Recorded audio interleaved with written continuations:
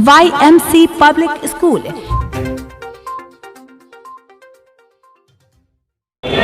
नमस्कार, आप देख रहे हैं आज तलक न्यूज़। मैं हूं आपके साथ महफूज आलम। अभी हम मौजूद हैं राजधानी पटना के बीजेपी के प्रदेश कार्यालय में और आज यहां पर जो है एएनएम की जो बहनें हैं वो लगातार प्रोटेस्ट कर रही थी गर्दनीबाग धरना स्थल पर, और आज जो है वो बीजेपी कार्यालय में आई हैं। उनका साफ तौर पर ये कहना है कि उनके साथ जो है काफ़ी नाइंसाफ़ी की जा रही है और भी बहुत सारे आरोप जो है वो सरकार के ऊपर भी लगा रही हैं। पहले जब बीजेपी जब विपक्ष में थी उस समय भी इन लोगों ने सम्राट चौधरी से मिलने का काम किया था। सम्राट चौधरी को अपनी समस्याएं बताई गई थी एएनएम बहनों के द्वारा, और सम्राट चौधरी के द्वारा जो है इनको काफ़ी आश्वासन भी दिया गया था। अब चूँकि बीजेपी एक बार फिर से सरकार में आई है और सम्राट चौधरी जो हैं वो बिहार के डिप्टी सीएम बने हैं, ऐसे में इनकी जो उम्मीदें हैं वो और भी ज़्यादा जो है उम्मीद अब उनसे बन गई है। आज ये लोग यहाँ पर आई हैं उनसे मिलने के लिए, और क्या कुछ पूरा मामला है आइए हम सीधे तौर पर एएनएम की जो अध्यक्ष हैं अर्चना कुमारी, उनसे बात करते हैं और जानने की कोशिश करते हैं कि क्या उनका मकसद है, यहाँ क्यों वो अपने दलबल के साथ आई हैं। मैं आपको ये भी बता दूं कि एएनएम की जो बहनें हैं वो अकेले नहीं आई हैं, अपने पूरे ग्रुप के साथ आई हैं। तो आइए हम सीधे तौर पे अर्चना कुमारी जो अध्यक्ष हैं एएनएम की, हम उनसे बात करते हैं। तो अर्चना जी हमारे साथ जुड़ी हुई हैं। अर्चना जी, पूरे दलबल के साथ आप आई हैं बीजेपी कार्यालय में, क्या बात है? जिंदाबाद। आज हम लोग सभी आदमी यहाँ बीजेपी कार्यालय में उपस्थित हुए हैं कि पूर्व में अभी जो हमारे स्वास्थ्य मंत्री जी बने हैं वो पूर्व में हम लोग से वादे किए थे, हम पूर्व में उनसे मिल चुके थे। उनको हमने अपनी समस्या बताई थी कि हम लोग को एएनएम नियुक्ति नियमावली 2018 के प्रावधानों के अनुरूप 7/22 विज्ञापन संख्या में हम लोग की ऑनलाइन आवेदन की प्रक्रिया के लिए निकाला गया था, जिसमें हमारी सारी बहनें उसमें ऑनलाइन आवेदन भी की थी। उसकी प्रक्रिया जारी हो गई, आवेदन करने के बाद हम लोग की प्रक्रिया जारी हो गई और सारी प्रक्रिया चल रही थी। बीच में 1/6/2023 को फिर नए नियमावली उस पर थोपा गया, जोर ज़बरदस्ती थोपा गया, जबकि हमारे 18 नियमावली में 2018 नियमावली में कहीं से कोई उसकी चर्चा नहीं थी। फिर ये हम लोग पर ज़बरदस्ती थोप कर और हम लोग की परीक्षा लेने की बात आई, और परीक्षा लेने की बात आई और हम लोग से कंप्यूटर बेस्ड एग्ज़ाम लिया गया। कंप्यूटर बेस्ड एग्ज़ाम ही नहीं लिया गया, उसमें निगेटिव मार्क्सिंग लगाया गया। उसके बाद निगेटिव मार्क्स लगाने के बाद हम लोग को जब रिजल्ट जारी किया गया, रिजल्ट नहीं, हम लोग के स्कोर कार्ड जारी किया गया, आंसर क्यू जारी किया गया, जबकि आंसर क्यू में हमारी लड़कियां को बहुत, हमारी एएनएम दीदी को जितना नंबर आया है उसमें अभी काट कर स्कोर कार्ड दिया गया है। ये बिल्कुल नियमावली के खिलाफ हैं। हम लोग आज अपने स्वास्थ्य मंत्री जी से मिलने आए हैं, अपनी फरियाद सुनाने आए हैं। वो क्योंकि हम लोग को पूर्व में वादा किए थे कि नहीं, आपकी जो नियमावली है 2018 के अनुरूप ही आपकी बहाली होनी चाहिए, इस पर 23 की नियमावली लागू नहीं होनी चाहिए। लेकिन हम लोग पर ज़बरदस्ती थोपा गया है, एग्ज़ाम भी लिया गया है।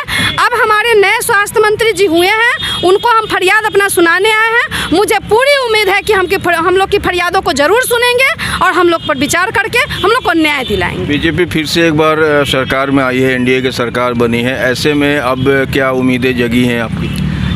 एक्चुअल देखिए आप ऐसे कहिए कि हम लोगों के साथ एक नहीं होता है कि गर्दन पे चाकू चलाना सरकार के द्वारा, इस तरीके का काम हमारे साथ हुआ है।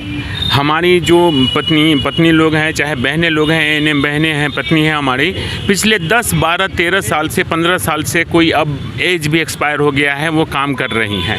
और इन लोगों ने ऐसे आज कल एग्ज़ाम देने गई हैं और आज जनता की सेवा करके गई हैं। और इन लोगों के साथ अन्याय की पराकाष्ठा देखिए आप कि 18 की नियमावली में थी कि भैया वरीयता के आधार पे हम काउंसलिंग कराएंगे और इन लोगों को नियमित करेंगे।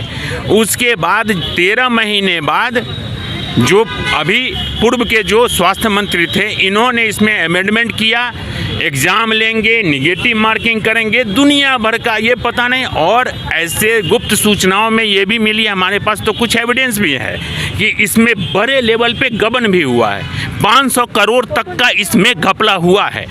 जो मेरे पास एक दो एविडेंस भी 500 करोड़ की जो बात कर रहे हैं, तो ऐसे बात कर रहे हैं या कुछ एविडेंस है मेरे पास एविडेंस। मैं अगर आप प्राइवेट में मिलिएगा तो मेरे पास ऐसे ऑडियो हैं जो 6 लाख पहले चल रहा था, और कुछ ऐसे डिस्ट्रिक्ट में सदर हॉस्पिटल जितने होते हैं उसमें अकाउंटेंट के थ्रू 6 लाख था, 2 घंटे कोई कैंडिडेट। और आप सुन लीजिए, अभी कल के डेट में जो इन लोगों ने स्कोर कार्ड जारी किया है उसमें 8791 नंबर टोटल लोगों का आया है।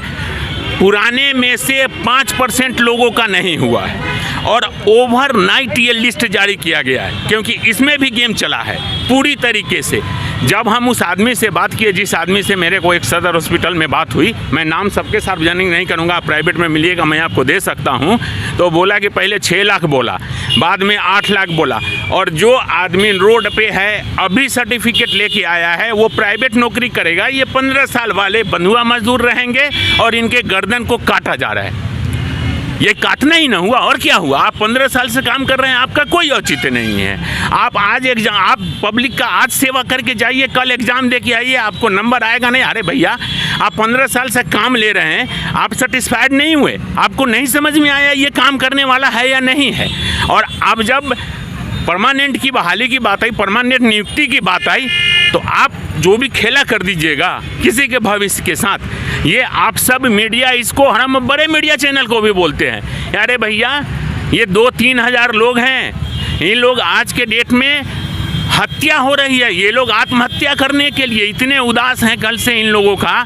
अब बताइए, निगेटिव मार्किंग इन लोगों ने 32 रखा था, 37 जिसको आया है उसको भी फेल किया है, और जो अभी नया रोड पे चल रहा है वो पास हो गया है। तो भाई आप ये सारी चीज़ें हैं ना, तो हम लोगों ने इनके, ये पहले हमारी बहन अर्चना बहन मिली थी पहले सम्राट चौधरी जी जब विपक्ष में थे, तो उन्होंने आश्वासन दिया था कि बिल्कुल गलत है ये। तो 2018 में जो सम्राट चौधरी जी जो है, पूर्व में भी आप लोगों ने उनसे मिलने का काम किया, अब जो है वो सरकार में आ गए हैं, अब क्या कहेंगे?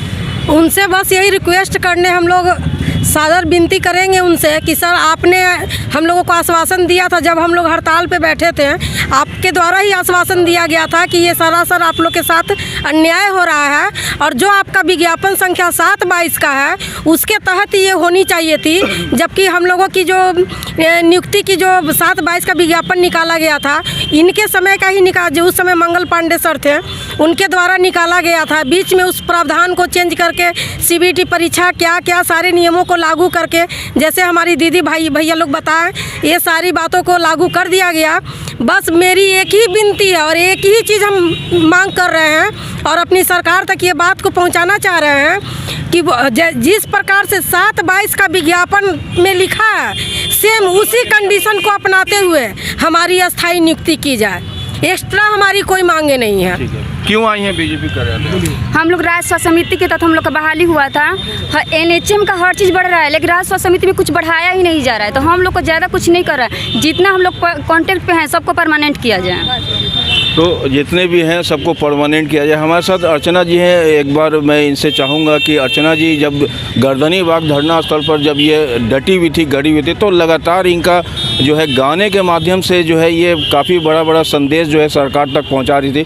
तो आपसे जानना चाहेंगे मैडम, आज भी कुछ गाना है क्या आपके पास? नहीं, गाना तो नहीं है, लेकिन हमारी बहनें लोग जिनका उम्र पार हो रहा है, मैं उनके लिए 2 लाइन गाना चाहती हूँ कि आज हमारी बहनें जो इस नौकरी में ही अपना उम्र गंवा बैठी, आज उनके लिए मेरे अंदर बहुत दर्द है, क्योंकि जो बहनें मेरी 15 साल 10 साल से वर्क में थी, वो बहनें आज हमारी छट गई है, और कहीं न कहीं हमारी बहनें शोषण का शिकार हो गई हैं। जो महिलाओं पर शोषण हो रहा है, ये महिलाओं के प्रति नहीं होना चाहिए, और हमारे सरकार कहती है महिलाओं के प्रति क्या कर रहे हैं, हम महिलाओं की सुरक्षा दे रहे हैं, महिलाओं को सम्मान कर रहे हैं। आज उनकी बहनें 35 दिन रोड पर बैठ के हम लोग चले गए, लेकिन हमारे स्वास्थ्य मंत्री जी एक बार हम लोग से मिले नहीं, हम लोग की फरियाद को वो सुने नहीं, जबकि हम लोग एक ही मुद्दा था हम लोग को, जो हमारी नियमावली है, कोई हम उनसे गलत कुछ मांगने नहीं आए थे। हमारी जो नियमावली कहती है वही उनको बताने आए थे कि हमारी नियमावली ये कहती है, इसके अनुरूप हमारी बहाली कीजिए आप। लेकिन हमारे स्वास्थ्य मंत्री जी न एक बार न हम लोग से मिले और न हम लोग की फरियादों को सुने। ये उनके अंदर क्या डर बैठा हुआ था जो हम लोग को सुने नहीं, हम लोग की बातों को वो अनदेखी कर दिए। जबकि हमारी एनएम बहनें किसी भी पीएससी में जहाँ हमारी एनएम बहनें हैं वहाँ पर 50% हमारी बहनें काम करती है। दिन रात एक डिस्ट्रिक्ट से दूसरे डिस्ट्रिक्ट का जहाँ भी उनको वर्क मिलता है वो अपनी स्नेहपूर्वक निष्ठापूर्वक अपना कार्य करती है। क्या हमारे स्वास्थ्य मंत्री जी इस चीज़ को नहीं देख रहे थे? 2 लाइन गीत सुनाइए आप। मैं अपने बहनों के लिए 2 लाइन गाना गाना चाहती हूँ। चली जा रही है उम्र धीरे धीरे, चली जा रही है उम्र धीरे धीरे, दिन दोपहर सुबह शाम धीरे धीरे, चली जा रही है उम्र धीरे धीरे।